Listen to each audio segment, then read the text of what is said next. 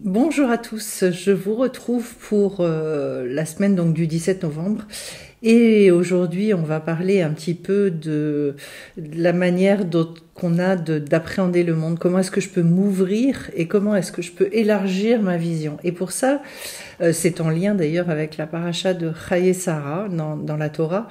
Alors, qu'on traduit par les vies de Sarah. Donc déjà une chose importante, c'est qu'en fait les vies au pluriel qui nous montrent, qui nous signifient bien que même au sein d'une même incarnation, d'une même existence terrestre, eh bien finalement il y a différents degrés de vie.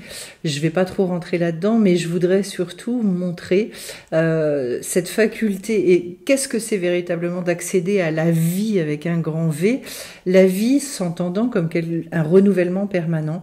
Et donc en fait, pourquoi ça m'intéresse? Parce qu'en fait, on aspire en même temps, tous, de par notre neshama, notre âme, on aspire à ces changements, on aspire à ce renouvellement, à élargir, à agrandir, à libérer ce potentiel. Et donc, eh bien, dans la Kabbalah, dans la sagesse hébraïque, on va nous expliquer un petit peu au moment de la création du monde, comment est-ce que Dieu s'y est pris. Il a opéré ce qu'on appelle le tzimtzum, c'est-à-dire en fait une espèce de contraction énorme, voilà, de toute cette énergie pour créer un vide qu'on appelle le halal hapanui. Et dans ce vide-là, eh bien, il a pu créer, voilà, l'univers, les mondes qu'on connaît, etc. Mais en fait, à l'origine, et donc toute l'énergie divine, elle est restée entre guillemets à l'extérieur de ça, et c'est dans ce vide qu'a été généré donc tout le monde, créé tout ce monde qui bénéficie bien évidemment, mais je ne vais pas rentrer dans tous les détails parce que ça c'est dans les formations qu'on voit ça plus à fond, qui bénéficie bien évidemment et qui est nourri bien évidemment par l'énergie divine. Il n'empêche que c'est dans ce halal hapanui que tout a commencé à naître. Alors en quoi ça nous parle pour nos vies à nous? Eh bien justement, déjà, ça veut dire que nous-mêmes, dans cette fois-ci le microcosme de nos vies, c'est quoi ce halal hapanui?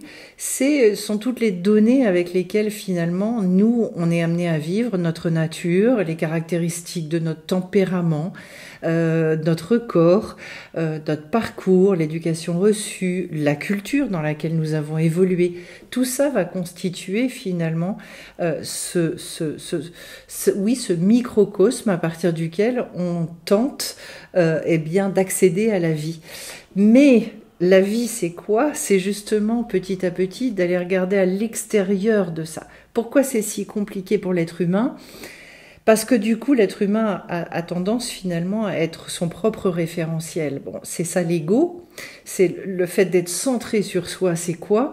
C'est que moi je conçois la vie exactement comme je suis, comme je ressens, et j'ai l'impression que finalement tous les autres vont vivre comme moi, ressentir comme moi, avoir les mêmes difficultés, les mêmes facilités, alors que pas du tout.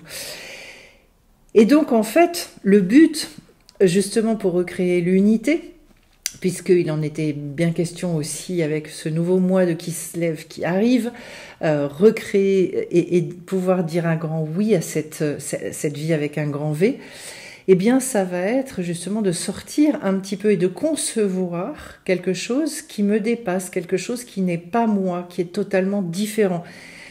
On parle beaucoup de tolérance aujourd'hui, en fait on confond tolérer avec le fait de tout accepter.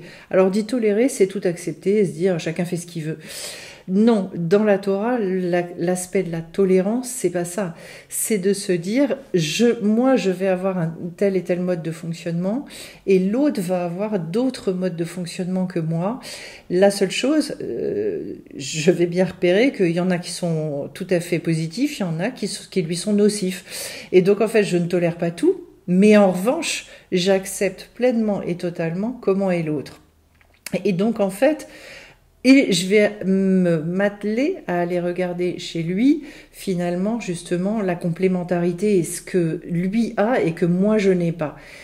Autrement dit, d'avoir justement cet altruisme suffisant pour être capable de concevoir que je suis pas autosuffisant, que je ne sais pas tout, et que c'est le cumul finalement de toutes les individualités qui vont créer eh bien une unité, mais une unité dans le respect de chacun, une unité dans la, je dirais, dans la beauté de toutes ces différences qui se cumulent. Alors, pourquoi est-ce que c'est intéressant pour chacun? C'est intéressant parce que c'est là qu'on va réussir à se compléter, parce que c'est là qu'on va réussir à évoluer. Et donc, le seul moyen pour un être humain, c'est justement d'aller se confronter avec l'extérieur, avec ce qui est différent de lui. Alors ça, on le voit tout de suite dans l'histoire de l'humanité telle que racontée dans la Torah. À l'origine, c'est la complémentarité dans le couple. Ensuite, c'est la complémentarité au niveau de la fraternité. En fait, c'est à chaque fois de réussir à supporter l'autre. Je dirais, c'était Jan Kelevitch qui disait comme ça une chose extraordinaire. Il disait, à défaut de véritablement pouvoir s'aimer, à tout le moins, est-ce que déjà l'être humain pourrait commencer à supporter l'autre? Voilà. Donc, et cette notion-là fait que si moi j'arrive effectivement à finalement, même plus que supporter l'autre, mais aimer ces différences-là, m'en nourrir et accepter que je ne suis pas le tout, mais que je suis juste une petite partie d'un grand tout, alors à ce moment-là, oui, le vivre ensemble, il va être possible. Encore une fois, je redis bien que tolérance ne veut pas dire que je vais tout accepter de l'autre, c'est pas de ça dont on parle, vous avez bien compris. En revanche, effectivement, le Chaye Sarah, cette partie donc de la Torah, elle vient nous interpeller là-dessus et nous faire prendre conscience que justement, en fonction de ces différences, je vais devoir me positionner aussi sur justement ce que j'accepte ou ce que j'accepte pas, ce qui est conforme à mes valeurs ou ce qui ne l'est pas. C'est-à-dire que se pose et commence à se poser tout un tas de questions pour finalement comment je vais pouvoir mettre de la vie dans toutes les situations que je vais rencontrer. Donc, et c'est ça, choisir la vie, et c'est pour ça que c'est un mouvement qu'on est amené à refaire sans cesse, face à chaque circonstance, c'est est-ce que je vais aller vers la construction, vers quelque chose de tout à fait positif, ou est-ce que je vais aller vers la destruction? C'est pour ça que cette paracha aussi peut-être se trouve dans le mois Teshvan qui donc correspond au scorpion. Hein. On avait vu donc au niveau des caractéristiques du scorpion, du akrav, eh bien il y avait ce choix permanent entre la vie et la mort, entre la construction et la destruction. Et les Chaye Sarah, ça vient nous dire que justement cette femme-là, elle a constamment et toujours choisi la vie. Donc elle a été amenée à aussi parfois prendre des décisions ferme dans sa vie, mais toujours dans le sens de la construction, toujours dans le sens de pouvoir justement et voir loin, voir très très loin par rapport à tout ça. Donc, eh bien, c'est intéressant de se poser la question dans notre vie aujourd'hui, jusqu'où est-ce que je suis capable de me décentrer de moi-même, parce que c'est là justement, et je voulais en venir également à ça, que on va pouvoir enfin se renouveler et évoluer. Parce que si on reste exclusivement dans notre, je dirais, dans ce halal apanouï personnel, alors à ce moment-là, il n'y aura jamais moyen de... vous savez, c'est le grand thème des philosophes, à savoir comment est-ce que l'homme peut se renouveler, avoir véritablement de la nouveauté dans sa vie à partir du moment où, s'il ne contient pas la chose, comment même il peut aspirer à cette chose-là. C'est pour ça qu'on a une neshama et que cette neshama-là, cette âme, elle est infinie, elle contient de l'infini, parce que sinon, effectivement, nous n'aurions jamais aucune possibilité d'évolution. C'est ce qui va créer nos aspirations. Et que l'autre est précisément celui qui va pouvoir faire naître, je dirais, déclencher ce processus de nouvelles aspirations, la confrontation avec autre chose que nous-mêmes. Donc en fait, ce joug-là, quelque chose de profond, parce que si on commence à réfléchir à ça, ça va sous-entendre que, j'ai pas dit qu'on devait s'entendre avec tout le monde, ça sûrement pas, mais en revanche que je considère que à chaque fois l'autre a quelque chose à m'apporter.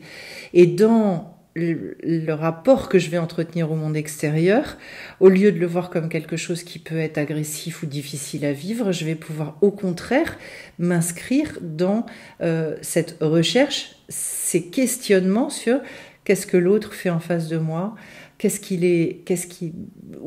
est-ce que ça vient m'interpeller, où est-ce que ça peut venir me faire grandir, et où est-ce que ça demande justement à ma nature d'évoluer, je dirais, ou alors à un potentiel d'éclore, ou alors à ma nature de s'équilibrer si je suis dans le trop dans certains endroits ou dans le pas assez dans d'autres.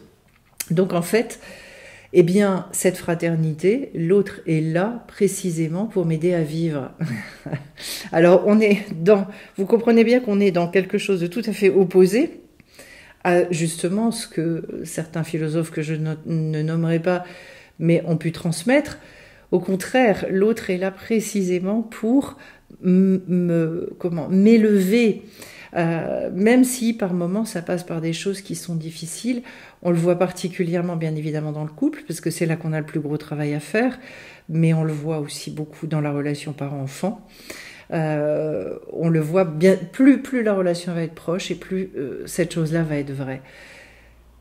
C'est une grande question, jusqu'où est-ce que je suis réconciliée finalement. Alors réconcilier avec les gens proches dans mon entourage, ce qui ne veut pas dire forcément que l'autre a accepté la réconciliation dans le concret, mais réconcilier dans mon cœur et que moi je n'ai plus d'amertume vis-à-vis de personne, mais qu'au contraire je suis capable d'avoir un sourire en pensant à chaque personne et d'avoir envie de vivre cette complémentarité.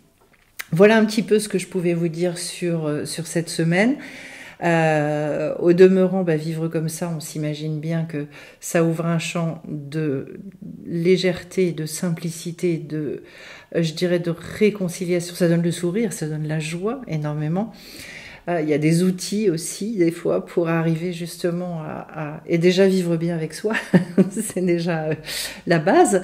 Avant de vous quitter, donc je précise que le 30 novembre, il y aura donc un atelier tirage sur l'arbre des séphirotes pour vraiment s'approprier encore cet arbre qui définitivement est tellement constitutif à la fois de notre monde mais également de l'être humain, puisque l'être humain comporte cet arbre en lui et qu'en fait ce sont les énergies de base avec lesquelles nous nous construisons. Au demeurant d'ailleurs, si certains sont intéressés par la formation sur l'arbre des séphirotes, eh bien qu'ils n'hésitent pas à me le dire pour éventuellement relancer une date. Voilà, d'ici là, je vais vous souhaiter à tous plein de belles choses et puis on se retrouve bientôt sur la chaîne. À bientôt.